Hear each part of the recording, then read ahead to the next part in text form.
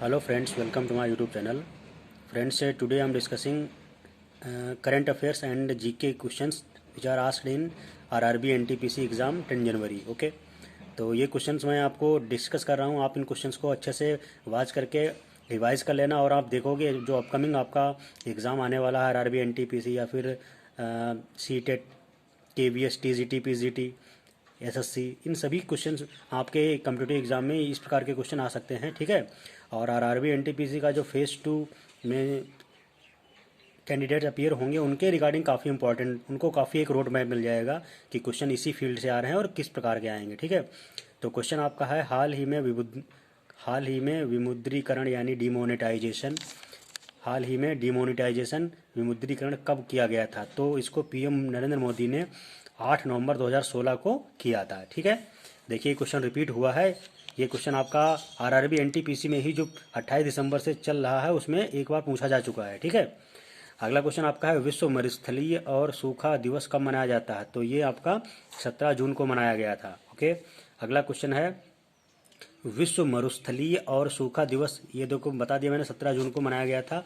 अगला question repeat था. अगला क्वेश्चन है बार्क, तो भाभा परमाणु अनुसंधान केंद्र का पुराना नाम क्या था. तो इसका पुराना नाम परमाणु ऊर्जा संस्थान यानी AEET था. ठीक, AEET. तो भाभा परमाणु अनुसंधान का जिसको बार्क बोलते हैं, इसका पुराना नाम आपका परमाणु ऊर्जा संस्थान यानी AEET था. अगला क्वेश्चन है Indira Gandhi memorial tulip garden कहाँ है. तो जम्मू और कश्मीर में है. ठीक है, ये काफ़ी इंपॉर्टेंट है. अगला क्वेश्चन है रक्त का थक्का जमने में कौन सी विटामिन हेल्प करती है. तो देखिए बायोलॉजी से विटामिन पे क्वेश्चन पूछा गया है. तो vitamin A, B, C, D और सभी के बारे में आप देख लीजिए किस बीमारी की कमी से, किस विटामिन की कमी से क्या रोग हो जाता है. ठीक है. तो रक्त का थक्का जमने में कौन सी विटामिन हेल्प करती है. तो ये विटामिन K है. ओके. अगला क्वेश्चन है शाहजहां की बेटी का क्या नाम था. तो शाहजहां की 3 बेटियां थीं, जहां आरा, गौहर आरा और रोशन आरा. ठीक है. तीनों में से जो आपका ऑप्शन दे रखा होगा वो करेक्ट है. अगला क्वेश्चन है विश्व पर्यावरण दिवस कब मनाया जाता है. तो देखिए 5 जून को मनाया जाता है. आप सभी जानते हो काफ़ी इजी क्वेश्चन है और ये क्वेश्चन रिपीट हुआ है. RRB NTPC में एक बार इससे पहले पूछा गया है. ठीक है. तो ये क्वेश्चन देखा आपने, काफ़ी क्वेश्चन रिपीट होते हैं. और पर्यावरण की थीम क्या थी, पर्यावरण कब मनाया जाता है. ठीक. और इससे रिलेटेड जितनी भी चीज़ें हैं सभी चीज़ें आप अच्छे से तैयार रखोगे तो क्वेश्चन आपका जरूर हो जाएगा. ओके. अगला क्वेश्चन है जीवन बीमा को कौन नियंत्रण करता है. तो IRDA नियंत्रित करता है. ठीक है. निःशुल्क एवं अनिवार्य शिक्षा किस वर्ष से किस वर्ष तक के बच्चों के लिए है. तो 6 से लेकर 14 वर्ष तक के बच्चों के लिए. ठीक है. तो 6 साल से लेकर 14 साल तक के बच्चों के लिए निःशुल्क एजुकेशन पॉलिसी है. ओके. नेक्स्ट आपका क्वेश्चन है मैग्नीशियम का संकेत क्या है. तो मैग्नीशियम का संकेत Mg है. और आपका क्वेश्चन अगला है पहली बार राष्ट्रगान कब गाया गया था. तो राष्ट्रगान 1911 ईस्वी में 1911 को कांग्रेस अधिवेशन में गाया गया था. ओके. नेक्स्ट क्वेश्चन है पहली पंचवर्षीय योजना कब से कब तक चली. तो 1951 से 1956 तक चली थी. ठीक है. इसके बाद आपका WHO पे क्वेश्चन देखो पूछा जा रहा है, काफ़ी इंपॉर्टेंट है. WHO वर्ल्ड हेल्थ ऑर्गेनाइजेशन है, इसका हेडक्वार्टर कहाँ है. जिनेवा, स्विट्जरलैंड में. अगला क्वेश्चन आपका है इनमें से कौन सा डेजर्ट इंडिया में नहीं है. तो सिंधु डेजर्ट जो है वो इंडिया में नहीं है. नेक्स्ट क्वेश्चन आपका है फुल फॉर्म ऑफ PSLV. तो देखा आपने अभी 7 जनवरी या 8 जनवरी के आसपास में सिर्फ 2 में क्वेश्चन पूछा गया था GSLV, और आज पूछा गया है आपका 10 जनवरी को PSLV. तो PSLV का मतलब होता है पोलर सैटेलाइट लॉन्च व्हीकल, और GSLV आपका है जियो सिंक्रोनस सैटेलाइट लॉन्च व्हीकल. ठीक है. तो ये दोनों काफ़ी फुल फॉर्म इंपॉर्टेंट हैं, याद रखना, रिपीट क्वेश्चन हो रहा है. और आप देखिए फोर्ट्रॉन और कोबाल तो ICT से हमेशा लगभग हर शिफ्ट में पूछा गया है. RRB NTPC में सबसे ज़्यादा गोल्डन जो क्वेश्चन की लिस्ट में आपका फोर्ट्रॉन और कोबोल है. तो फोर्ट्रॉन की फुल फॉर्म क्या है, फार्मूला ट्रांसलेशन. और कोबोल की कई बार फुल फॉर्म पूछी गई है, कॉमन बिजनेस ओरिएंटेड लैंग्वेज. ठीक है. अगला क्वेश्चन आपका है सबसे लंबा वृक्ष कौन सा है. रेडवुड. नेक्स्ट क्वेश्चन है पूर्ण स्वराज्य की मांग कब की गई थी. तो ये 1929 में 29 के लाहौर अधिवेशन में की गई थी पूर्ण स्वराज्य की मांग. अगला क्वेश्चन है 2005 में किस कंपनी ने कंप्यूटर बनाना बंद कर दिए. तो ये कंपनी आपकी IBM है. ओके. IBM ने 2005 के बाद कंप्यूटर बनाना बंद कर दिया. T20 में किस देश ने रैंक 1 हासिल की है. तो ये आपकी इंग्लैंड है. ठीक ठीक, इंग्लैंड विजेता रहा था इसलिए इसको रैंक 1 मिली है। एडीज मच्छर के काटने से कौन सा रोग होता है? तो ये डेंगू हो जाता है।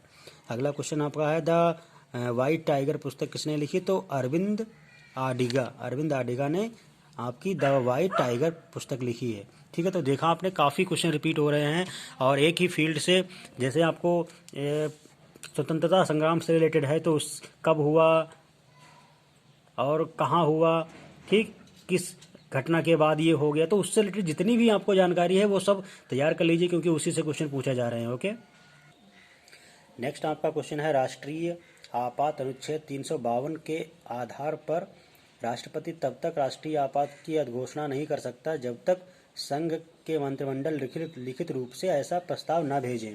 तो ये आपका आर्टिकल 352 है, याद रखना। आर्टिकल 352 के तहत राष्ट्रपति राष्ट्र में आपातकालीन घोषित कर सकता है, लेकिन तब जब मंत्रिमंडल के सभी सदस्य लिखित रूप से उसको भेजते हैं कि आपातकालीन लगाया जाए।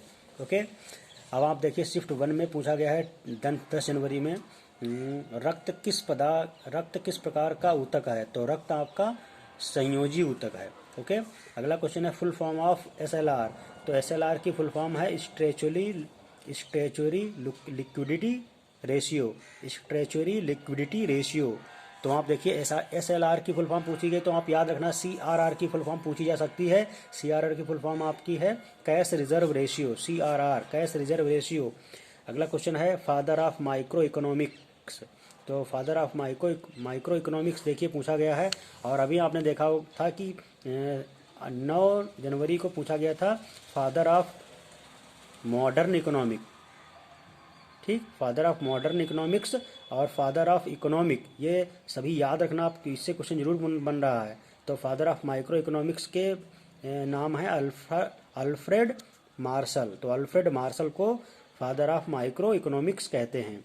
अगला क्वेश्चन है बार्क की स्थापना कब हुई? देखा आपने बार्क की अभी दूसरा पुराना नाम पूछा था। बार्क की स्थापना 1954 में हुई थी। ठीक, बाबा एटॉमिक रिसर्च सेंटर इसकी फुल फॉर्म है। अगला क्वेश्चन है रांची स्तूप किस शहर में के पास है? तो रांची का स्तूप भोपाल में है, जो कि मध्य प्रदेश के अंदर आता है। मध्य प्रदेश राज्य है, उसकी कैपिटल है भोपाल। ठीक है, अगला क्वेश्चन आपका है इंपीरियल बैंक ऑफ इंडिया से SBI कब हुआ? तो SBI state bank of India का पुराना नाम इंपीरियल बैंक ऑफ इंडिया था। ये 1955 में इसका नाम SBI state bank of India कर दिया गया। ओके, अगला क्वेश्चन है IAEA की स्थापना 1957 में की गई थी और इसका मुख्यालय जो है वो वियना ऑस्ट्रिया में है।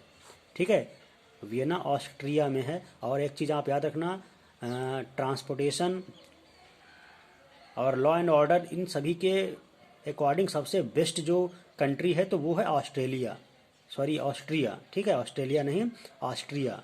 ठीक है, ऑस्ट्रिया में इंफ्रास्ट्रक्चर मैनेजमेंट और ट्रांसपोर्टेशन की जो मॉनिटरिंग है वो सबसे बेस्ट है। ठीक है, अगला क्वेश्चन है लालटेन में तेल ऊपर की ओर किस कारण चढ़ता है? तो ये कोशिकत्व के कारण।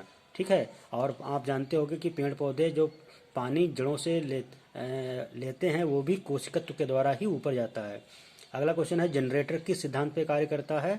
तो जनरेटर फैराडे के सिद्धांत पे कार्य करता है। ठीक है, तो ये आपके लिए काफ़ी इंपॉर्टेंट क्वेश्चन थे। आप इनको अच्छे से बार बार वॉच करके टाइम टू टाइम रिवाइज करते रहना। आप देखोगे आने वाले आपके शिफ्टों में इसी प्रकार से क्वेश्चन पूछे जाएंगे। और आप ये वीडियो अपने दोस्त अपने फ्रेंड्स को क्लियर सेंड कर देना, शेयर कर देना, ताकि जो भी फ्रेंड्स आपके किसी न किसी कॉम्पिटिटिव एग्ज़ाम की तैयारी कर रहे हैं, चाहे वो आपका SSC हो या फिर IBPS का एग्ज़ाम या फिर CTET NT net TGT PGT PRT या फिर RRB NTPC का है, ग्रुप D के एग्ज़ाम होने वाले हैं। ठीक, उन सभी के पॉइंट ऑफ व्यू से इम्पॉर्टेंट है ये करंट अफेयर्स और काफ़ी उनको हेल्प होने वाली है। इस तरीके से उनको आप हेल्प कर सकते हो, क्योंकि बहुत से लोगों के पास कंटेंट नहीं होता है एक्चुअली कि जिससे वो प्रिपरेशन कर सके, तो इस तरीके से आप उनकी हेल्प कर सकते हो। ओके,